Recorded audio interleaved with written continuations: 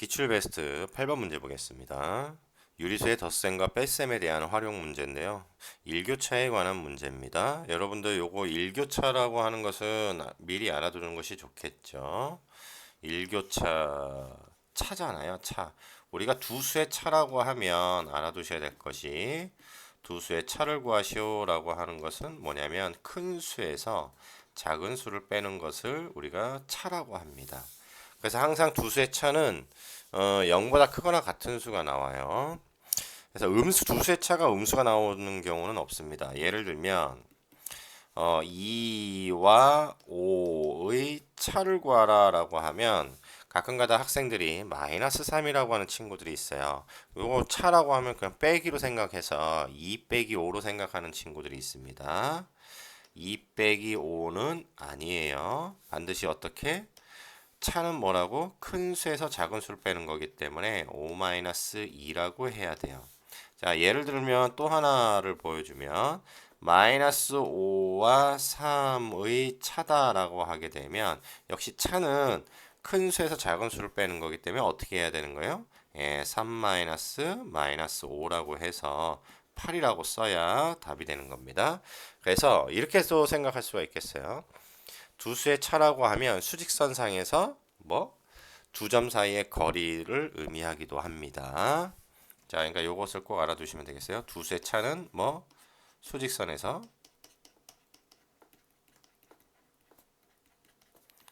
두 점 사이의 거리를 의미하기도 한다라는 것. 요건 좀 참고적으로 알아두시면 좋겠네요. 어쨌든 이건 차에 대한 이제 관념인 거고 개념인 거고.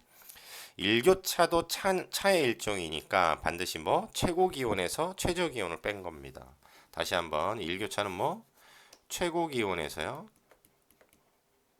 뭘 뺀 거예요? 최저 기온을 뺀 것을 일교차라고 합니다. 그러니까는 그냥 여기서 어떻게 하면 돼요? 일교차가 가장 큰 도시라고 했으니까 최고 기온에서 최저 기온을 빼버리면 되는 거죠. 그렇죠? 자, 그렇게 해서 구해보면 되니까. 자, 그러면 A는 어떻게 되는 거죠? A를 한번 구해봅시다. 자, A의 일교차는 어떻게 되는 겁니까? 마이너스 1.4에서 뭘 빼요? 마이너스 10.5를 빼는데 마이너스는 플러스로 바뀌니까 얘가 얼마가 나와요? 9.1이 되겠죠. 그렇죠? 플러스 9.1이 되는 겁니다. 그 다음 B는 어떻게 되는 겁니까? B는 마이너스 1.2에서 어떻게 빼죠? 마이너스 8.5를 빼내게 되는데 이 마이너스가 플러스로 바뀌는 거니까 마이너스가 이거 계산하면 얼마가 나와요? 7.3이 나오나요? 플러스 7.3이 나옵니다. 자, C도 계산할 수 있죠? 0에서 뭘 빼요? 마이너스 7.3을 빼는 거니까 플러스로 바뀌어서 플러스 7.3이 되겠어요.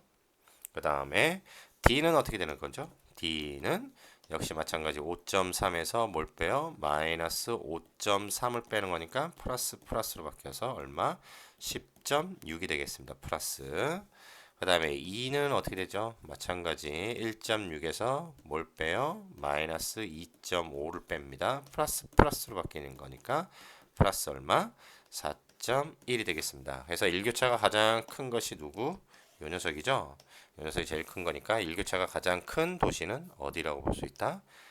D 도시 4번이 정답이 되겠습니다. 자, 차의 의미를 정확하게 알아두면 문제는 쉽게 해결할 수가 있는 문제가 되겠어요.